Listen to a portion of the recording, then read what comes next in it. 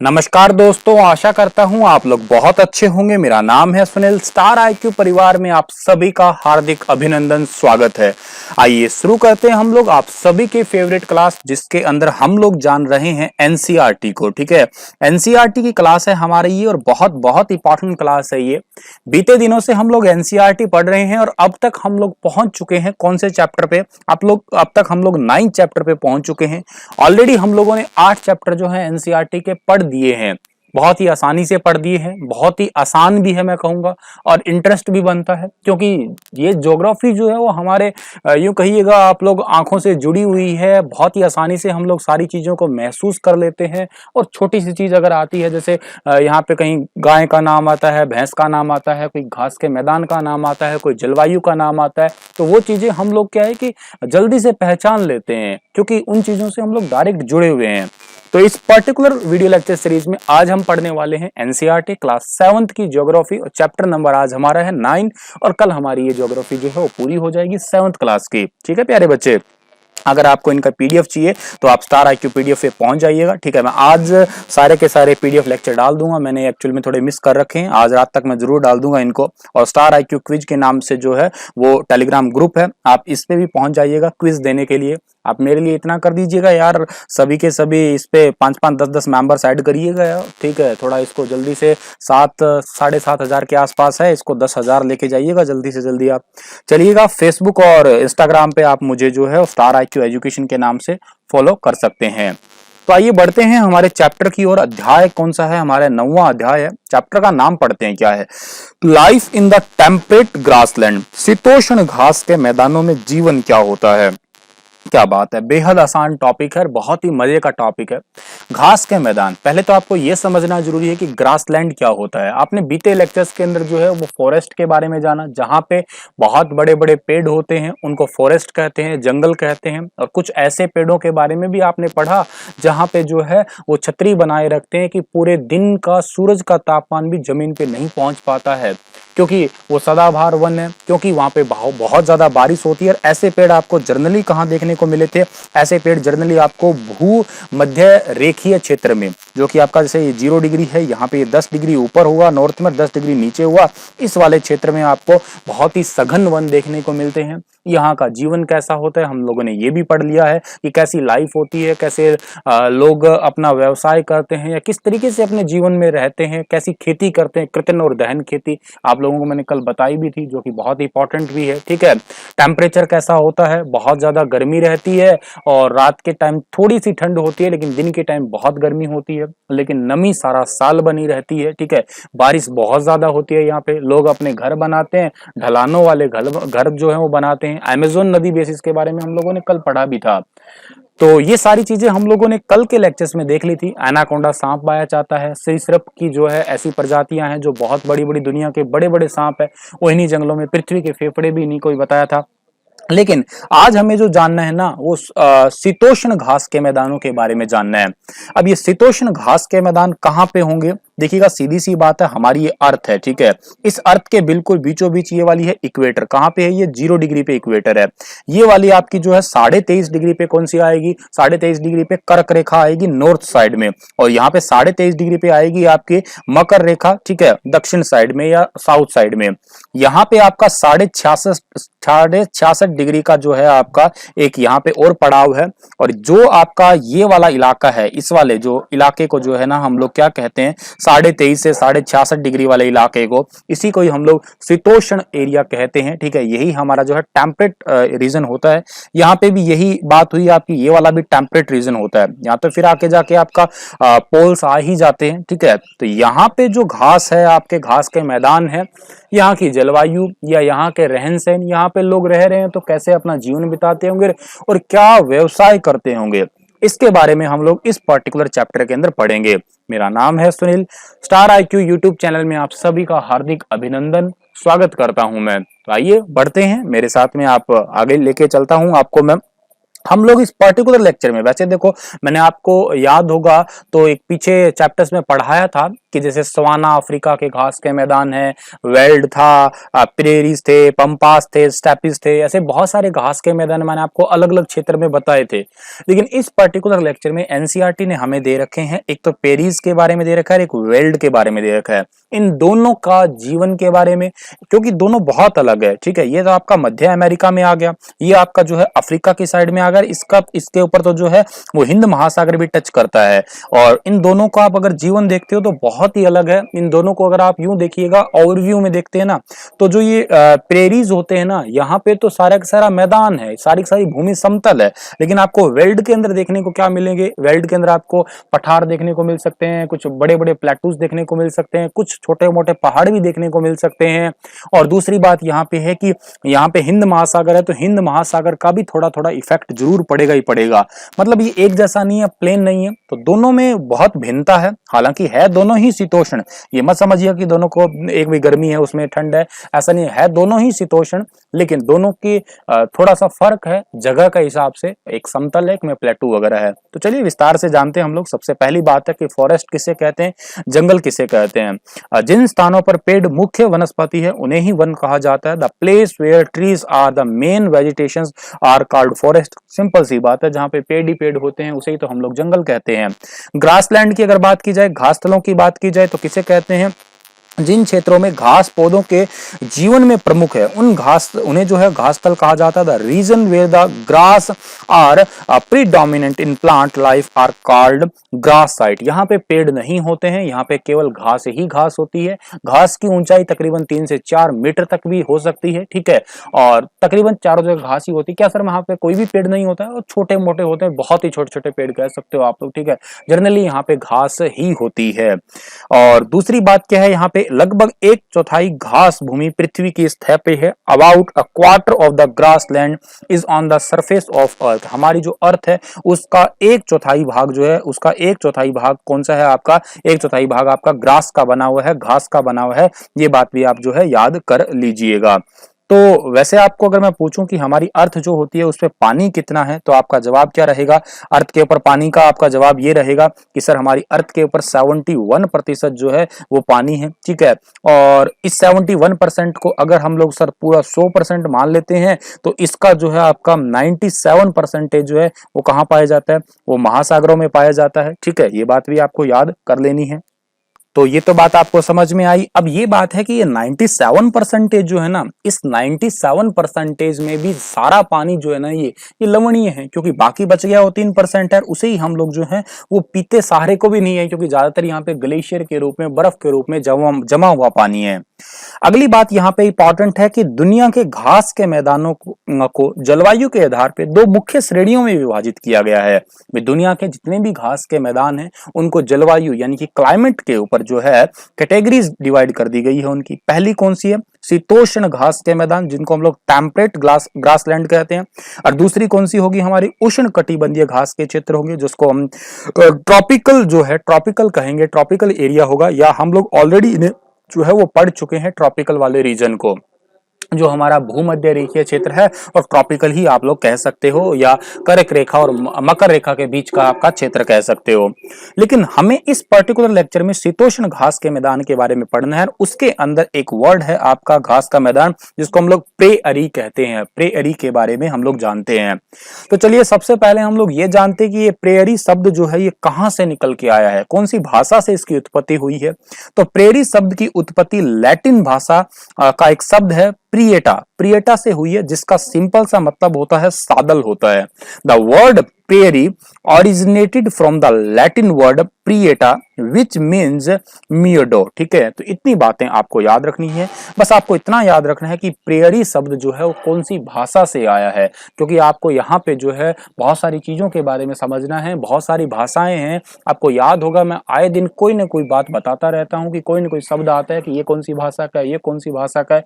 तो प्लीज इनके लिए भी आप ये जितने भी आपके फैक्ट है ना, इन फैक्ट को आप कॉपी एक अलग बनाइएगा। जो बच्चा यूपीएससी की प्रिपरेशन कर रहा है वो इनके अलग लिखते जाइएगा। प्रेरी की घास के मैदान आप देखिएगा, वाव कितना सुंदर है, ये घास ही घास है, चारों तरफ बिल्कुल प्लेन एरिया है। मुझे तो सबसे ज्यादा अच्छा लगेगा यहाँ पे खड़े होके हम लोग जो है फोटो खिंचवाएं, ठीक है, क्या बात है, क्या गजब की डीपी आएगी भाई है। चलो आगे बढ़ते हैं, आपको मैं मैप में दिखाता हूँ। इस मैप में देखिएगा कि प्रेरी जो है वो कहाँ पे है, ये देखिएगा ये प्रेरी है, ये मध्य अमेरिका के अंदर है। अब देखिएगा प्रेरी जो है ना वो दो देशों को मेनली आपका पूरा का पूरा जो है संभाल रहा है। एक तो यहाँ पे कनाडा आपको दिख रहा होगा, एक आपको संयुक्त राज्य अमेरिका दिख रहा होगा, एक कनाडा और एक अमेरिका है, इन दोनों के अंदर ही जो है ये आपका है। अब यहाँ पे बहुत सारी चीजें जो है आ जाती है, जैसे फॉर एग्जांपल है यहाँ पे आपकी एक विन्नीपेग झील आ जाती है, कनाडा की है, सुपीरियर झील आ जाती है यहाँ पे, ठीक है, जो कि अमेरिका वाली साइड आ गई है, ठीक है, साल्ट लेक सिटी आ चुकी है यहाँ पे, ठीक है, वो भी याद रखना है आपको, ठीक है। अच्छा, सास्केचन नदी जो है वो भी यहाँ पे आ जाती है आपकी, ठीक है, और आपका ये पूरा इलाका जो है ये अमेरिका और कनाडा के अंदर ही प्रेरी के घास के मैदान फैले हुए हैं। तो चलिए समझते हैं इसके बारे में, थोड़ा डिटेल देखते हैं क्या क्या है। सबसे पहली बात, उत्तरी अमेरिका के शीतोष्ण घास के मैदानों को ही प्रेरी कहा जाता है। ये सीधी सी डेफिनेशन है, the temperate grassland of North America are called prairie. अगर आपसे पूछा जाए प्रेरी किसे कहा जाता है, तो उत्तरी अमेरिका के शीतोष्ण घास के मैदानों को ही, शीतोष्ण यानी कि ठंड वाले मौसम वाले, एक समतल सीढ़ीदार या पहाड़ी इलाका है जहां पर कम पेड़ और अधिक घास है, ठीक है। ये सारा का सारा जो है एक समतल है, hill side area where the less trees and more grass. पेड़ जो है नाम मात्र के बराबर ही है, लेकिन घास जो है वो अधिकतर है, ज्यादा घास है यहाँ पे। यह घास एक विशाल क्षेत्र है, बहुत बड़ा एरिया है। प्रेरी ज्यादातर हिस्सों में बेजान है, लेकिन निचले मैदानों के पास में नदी घाटियों के साथ साथ यहाँ जंगल भी पाए जाते हैं। ज्यादातर बेजान है, बेजान का मतलब यहाँ पे क्या है कि यहाँ पे अधिकतर जो है वो पेड़ तो नहीं है, लेकिन जहाँ पे नदी घाटी है, जहाँ पे नदियां हैं थोड़ी बहुत है, जैसे मैंने अभी आपको बताई थी मैप के अंदर आप लोगों ने देखी होगी, जैसे ये आपकी विनिपेग झील है, सुपीरियर झील है, सॉल्ट लेक सिटी है। तो ये जो इलाके जहां पे भी नदी या झीलों के इलाके हैं वहां पे थोड़े बहुत पेड़ वगैरह भी पाए जाते हैं आपके, ठीक है। Lower plains forest are also found here. आगे अगर हम लोग जाते हैं तो क्या है कि 2 मीटर तक की घास यहाँ के परिदृश्य की प्राथमिकता है। वास्तव में ये घास एक समुद्र है। The grass up to 2 metre is the priority of the landscape here. In fact, it is a sea of grasses. जैसे हम लोग समुद्र के पास जाते हैं तो समुद्र के पास जाके हमें क्या दिखता है, चारों तरफ पानी तो पानी दिखता है और कुछ दिखाई ही नहीं देता है। तो ऐसे ही अगर आप लोग घास के मैदानों की बात करते हैं ना, घास के, तो यहाँ पे अगर आप चाहते हैं तो चारों तरफ आपको बिल्कुल जहां तक आपकी निगाह जाती है वहां तक आपको घास ही घास दिखाई देती है। इसी वजह से इसे क्या कहते हैं हम लोग, सी ऑफ ग्रासेस कहते हैं। इसी वजह से हम लोग घास का समुद्र कहते हैं। चारों तरफ घास ही घास है। लगभग इनकी ऊंचाई 2 मीटर के आसपास दे रखी है। गुरुजी आपने थोड़ी देर पहले बताया था कि घास के मैदानों की ऊंचाई 3 से 4 मीटर तक, मतलब घास की ऊंचाई जो है वो 3 से 4 मीटर तक होती है। तो मेरे प्यारे बच्चे, बेसिकली बात ये है कि ये 3 से 4 मीटर होती है, लेकिन यहाँ पे एवरेज बताइए, वो कहीं पे 3 से 4 मीटर, कहीं 2 है, कहीं 3 है। तो आप इसमें ज्यादा पजल मत होइएगा। पश्चिम में रॉकी पर्वत और पूर्व में ग्रेट लेक से घिरा हुआ है। ये जो प्रेरी है ना, इसके पश्चिम में कौन सा है, रॉकी माउंटेन्स है, और इसके पश्चिम में कौन से है, पश्चिम में इसके जो है कौन सा, great lake in the east है। पूर्व में इसके ग्रेट लेक है और पश्चिम में रॉकी पर्वत है। फैक्ट है, तो आपको कॉपी पे लिखना है, इसे याद करना है। यह संयुक्त राज्य अमेरिका और कनाडा के कुछ हिस्सों में फैला हुआ है। ये तो मैंने आपको मैप से ही समझा दिया था। अमेरिका के प्रेरी मिसिसिपी की सहायक नदियां और कनाडा की प्रेरी में सचाचेवान नदी की सहायक नालियों को जो है आपस में मिलता है, या वहीं पे ही है ये। तो आपको बस इसमें से ये याद रखना है, क्या अमेरिका के अंदर जो है मिसिसिपी नदी जो है इसी घास के मैदान के आसपास या इसकी सहायक नदियों के आसपास फैला हुआ क्षेत्र है ये, और कनाडा के पास में जो है वो ससाकचेवान जो है आपकी इस नदियों के आसपास का जो है ये इलाका है। तो आपको ये नदियां जो है आपको मैंने मैप में दिखाई होगी कि ससाकचेवान और एक मिसिसिपी। अगर आपको पूछा जाए कि अमेरिका के अंदर जो है कौन सी नदी के आसपास का क्षेत्र या कौन सी नदी की सहायक नदियों के आसपास का इलाका है ये, तो आपको याद रखना है मिसिसिपी। कनाडा के अंदर प्रेरी जो है वो ससाकचेवान जो नदी या उनकी सहायक नदियों के आसपास का क्षेत्र है। इसी वजह से वहां पे पेड़ पौधे वगैरह पे थोड़े ज्यादा हैं। यहाँ पे एक फैक्ट भी और भी लिखा है, क्या प्रेरी के घास के मैदान अमेरिकी मूल निवासी, जिन्हें रेड इंडियन कहा जाता है, का निवास जो है वो स्थल रहा है कभी न कभी। अगर आप मुझसे कहें कि सर प्रेरी घास के मैदान है, यहाँ पे पुर्तगाली वगैरह है, वो क्यों नहीं है, ठीक है, तो देखिएगा शुरुआत में जो है ना, बिल्कुल शुरुआत में यहाँ पे रेड इंडियंस जो थे वो रहते थे, बिल्कुल शुरुआत की बात है यहाँ पे, ठीक है। तो शुरुआत के अंदर home of native American often called red Indian, ठीक है, ये एक्चुअल हैबिटेट कहलाते थे। ये लोग इस महाद्वीप के वास्तविक निवासी कहलाते थे। प्रेरी अन्य आदिवासी जैसे अपाची, क्रो, क्री तथा जो पौनी है उसके भी निवास स्थल माने जाते हैं। The prairies were home of other tribes like also the Apache, crow, क्री एंड पौनी। ये सारी बातें आपको याद रखनी है, ये फैक्ट्स हैं जो आपको याद रखने हैं। क्या फैक्ट्स है यहाँ पे कि जो आपका प्रेरी है वो मूल रूप से किसका था? मूल रूप से जो है आपका वो रेड इंडियंस का था, ठीक है, रेड इंडियंस का था मूल रूप से। ये बात आपको याद रखनी है। दूसरी बात यहाँ पे ये मूल निवासी थे। इसके अलावा और कौन कौन से बताया मैंने आपको? और बताया मैंने अपाची के बारे में बताया, और कौन सा बताया? क्री आपको याद रखना है, और कौन सा बताया? क्रो आपको याद रखना है, और कौन सा बताया यहाँ पे आपको मैंने? पौनी याद रखना है। तो ये सारे के सारे आपको याद रखने हैं, ठीक है, इस इलाके के अंदर। आगे अगर हम बढ़ते हैं तो एक बहुत बहुत इंपॉर्टेंट बात है चिनुक, ठीक है। देखिएगा क्या चीज है ये, मैं आपको थोड़ा सा एक खाली पेज जो है उस पे समझाने की कोशिश करता हूं। ये जगह खाली है, चलो यहां समझाता हूं आपको मैं। जैसे हमारा इलाका है, हमारे इलाके में लू चलती है। आप सभी को पता है कि हमारे इंडिया के अंदर, नॉर्थ इंडिया के अंदर लू चलती है, ठीक है। ज्यादातर नॉर्थ इंडिया में आपका, नॉर्थ इंडिया में चलती है, पूरे भारत में तो है ही नहीं है। फॉर एग्जाम्पल राजस्थान है, हरियाणा है, पंजाब है, कुछ हिस्सा बिहार का कह सकते हो, अब थोड़ा बहुत कह सकते हो कहीं एमपी को भी टच करे। मतलब ये नॉर्थ इंडिया वाला इलाका ही है जहां पे लू चलती रहती है। अच्छा, लू है ये हमारे कब चलती है? ये हमारी चलती है गर्मी के मौसम में, या गर्मी के महीने में लू चलती है। लू जो है वो ITCZ यानी कि इंटर ट्रॉपिकल कन्वर्जन जोन जो होता है, जिन्हें हम लोग व्यापारिक पवने कहते हैं, उस वजह से जो है वो वैकेंट हो जाता है या लो प्रेशर क्रिएट होता है, उसी वजह से लू जो है चलती है और फिर आपका मानसून आता है और बारिश हो जाती है।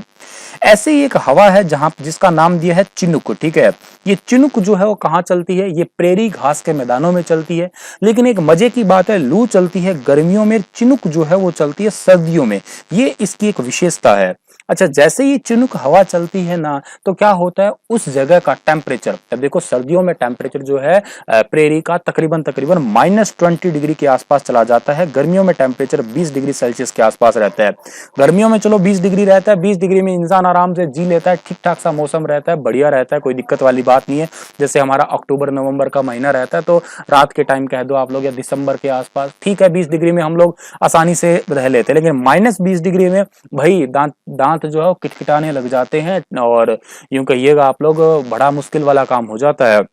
-20 डिग्री वाला काम जो है, इसी के दौरान जो है यहाँ पे इलाका सारा जो बर्फ वगैरह जम जाती है, यहाँ के जो पशु वगैरह रह रहे हैं तो वो जिएंगे कैसे, ठीक है। तो करे क्या, इसके लिए भगवान ने एक काम कर दिया भाई, चिनुक हवा चला दी यहाँ पे, ठीक है।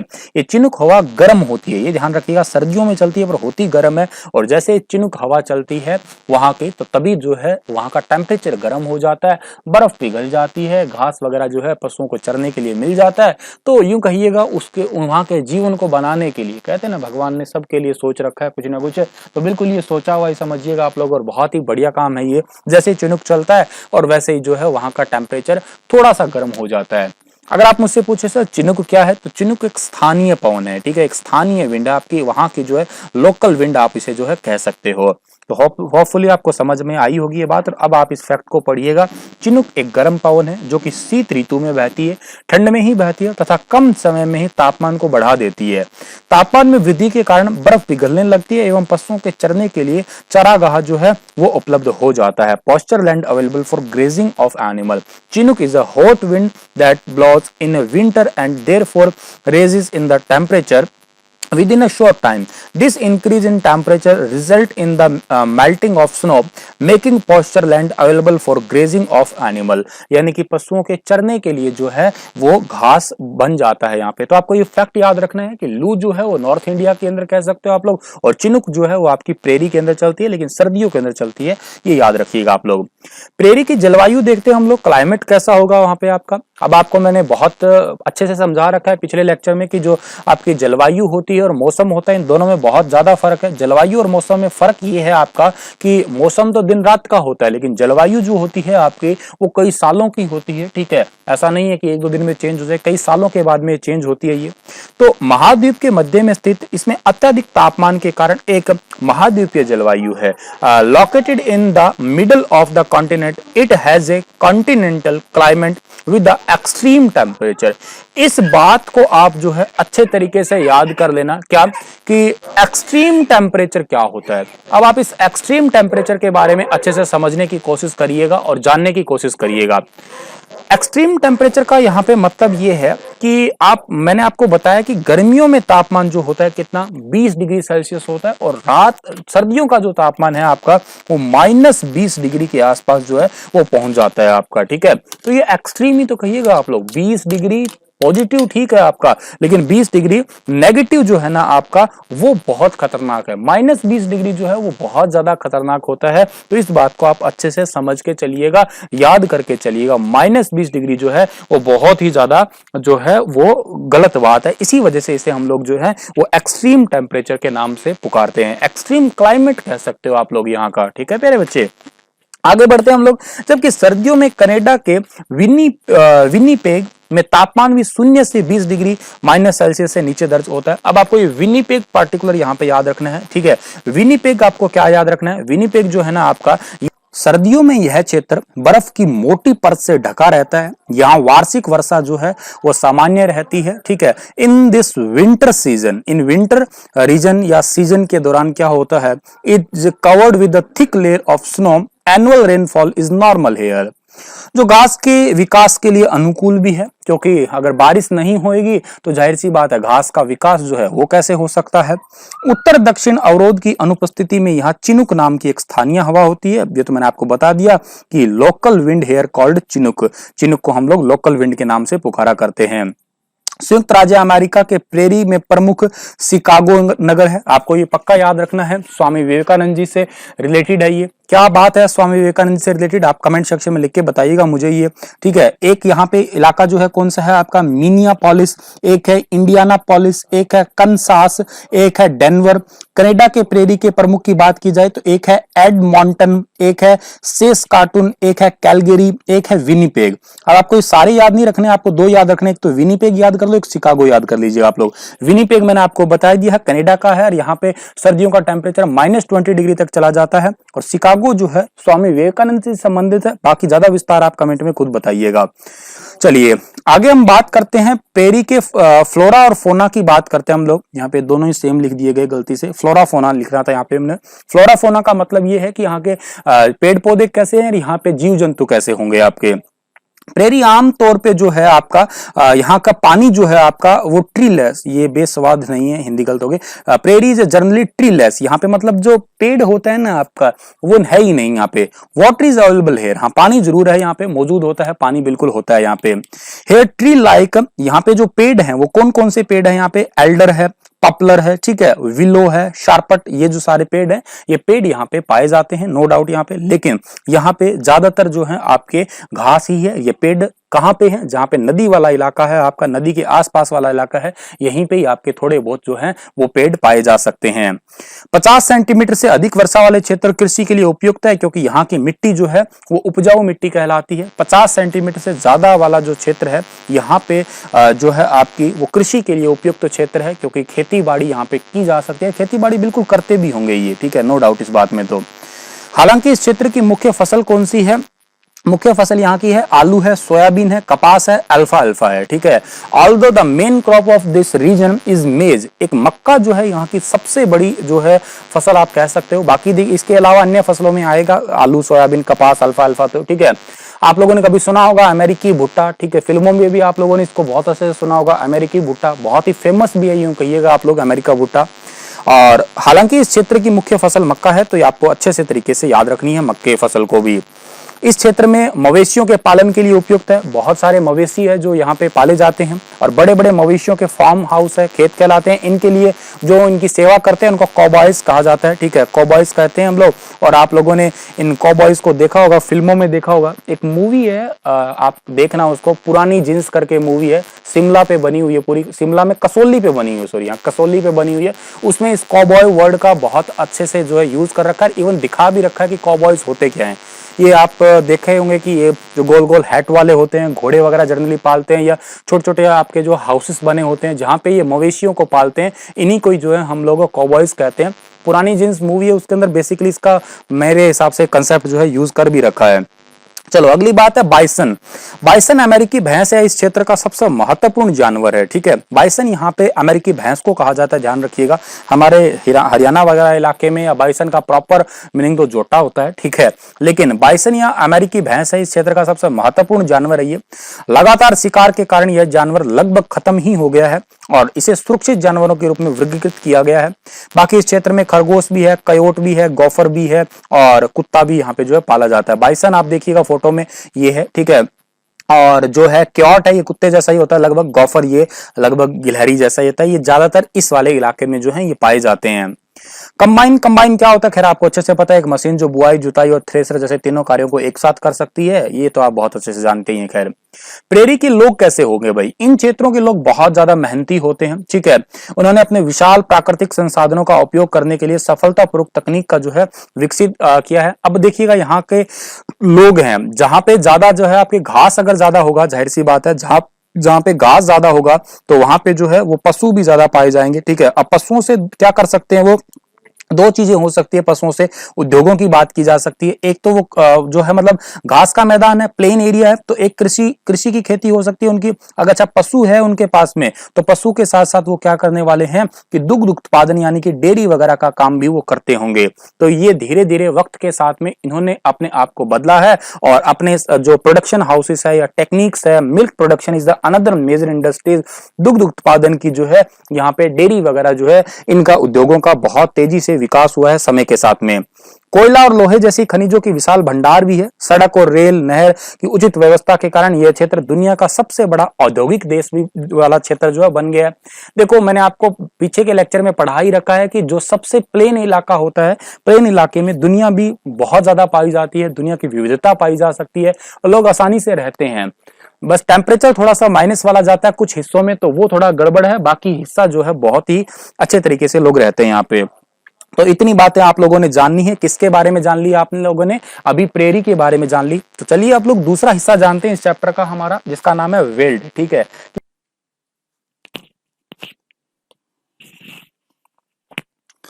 तो वेल्ड के बारे में अगर हम लोग जाने तो दक्षिण अफ्रीका के ब्रिटिश उपनिवेश बनने से पहले यह वेल्ड नाम डच आदिवासियों द्वारा दिया गया था।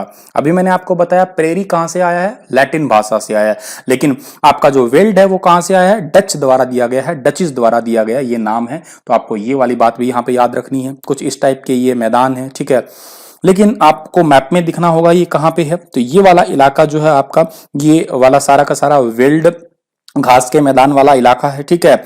यहाँ पे सबसे इंपॉर्टेंट बात जो है, एक तो आपको जोहान्सबर्ग देखने को मिलेगा और एक यहाँ पे आपको जो है वो किम्बरले देखने को मिलेगा, ठीक है। किम्बरले दुनिया में वो जगह है जो हीरो के लिए बहुत ही ज्यादा प्रसिद्ध है, ठीक है, हीरो की खानों के लिए। और जो जोहान्सबर्ग है वो किसके लिए प्रसिद्ध है, सोने के लिए सबसे ज्यादा प्रसिद्ध है। ये दोनों चीजें आपको अच्छे तरीके से याद रखनी है।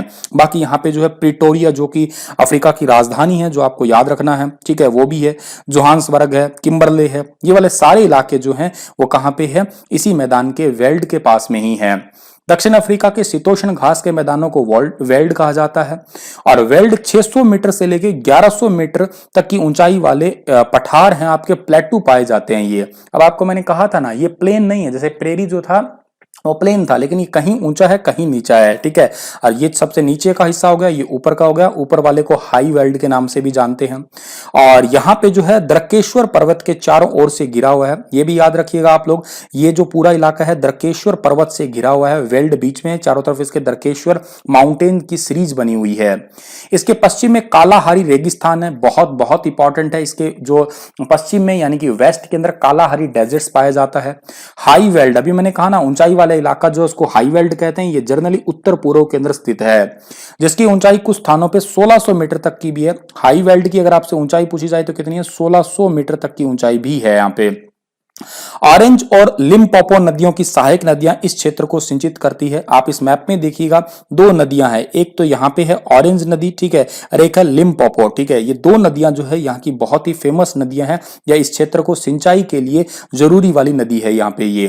तो इतनी बात आपको याद रखनी है इससे। यहाँ की जलवायु कैसी होगी भाई, तो हिंद महासागर, अभी मैंने कहा ना कि समुद्र पास में लगता है, तो हिंद महासागर के प्रभाव के कारण जलवायु आर्द्र जलवायु है, यानी कि नमी रहती है यहाँ पे। सर्दियों में ठंडी और शुष्क रहती है, winter are cold and dry, सर्दियों में ठंड भी होती है और शुष्क एरिया भी रहता है। During this time the temperature is between 5 degree to 10 degree Celsius and July is the coldest month.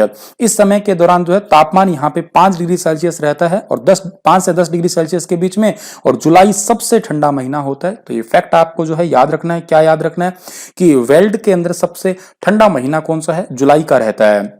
ग्रीष्म ऋतु छोटी होती है और गर्म होती है।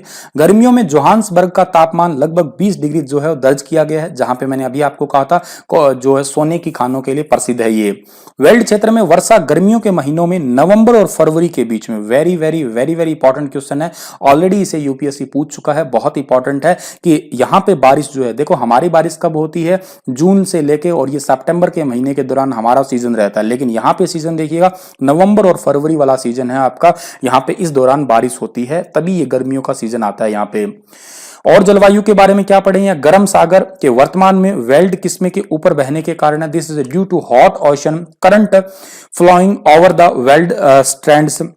और यहाँ पे क्या है, सर्दियों के महीने में जून से अगस्त के दौरान कम वर्षा होती है। सर्दी कब होती है? जून वगैरह वाले, जून से अगस्त वाले महीना। जैसे हमारे जब गर्मी होती है तब उनके जो है सर्दी होती है, जब हमारे सर्दी होती है तब इनके गर्मी होती है। तो बिल्कुल उल्टा जो है वो टेम्परेचर देखने को मिल रहा है। वनस्पति और जीव फ्लोरा फौना की बात करें तो यहाँ की वनस्पति जो है वो बहुत अलग अलग टाइप की कहिएगा आप लोग। अधिकांश स्थान पे जो है वो घास है, ज्यादातर हिस्से पे तो घास ही है। वेल्ड में लाल घास उगती है, तो ये एक इंपॉर्टेंट फैक्ट है कि लाल घास किस क्षेत्र में उगती है? वेल्ड के अंदर उगती है। और दूसरी बात क्या है, यहाँ पे वेल्ड के प्रमुख जानवरों की बात की जाए तो कौन से? शेर है, तेंदुआ है, कुंडू है। और यहाँ पे बबूल और मरोला जैसे भी, क्योंकि कहाँ पे सूखा क्षेत्र होता है वहां पे बबूल किक्कर जल्दी उगते हैं। लोग कैसे होंगे भाई? तो वेल्ड में पशुपालन और खनन के लिए प्रसिद्ध है। वेल्ड मिट्टी बहुत ही उपजाऊ, ज्यादा नहीं कह सकते, नॉट वेरी फर्टाइल। और दूसरी बात है, भेड़ मुख्य रूप से मवेशियों के लिए जो है यहाँ पे रखते हैं लोग, और भेड़ से वो ऊन वगैरह प्राप्त करते हैं जो कि उद्योगों में ज्यादातर यूज होती है।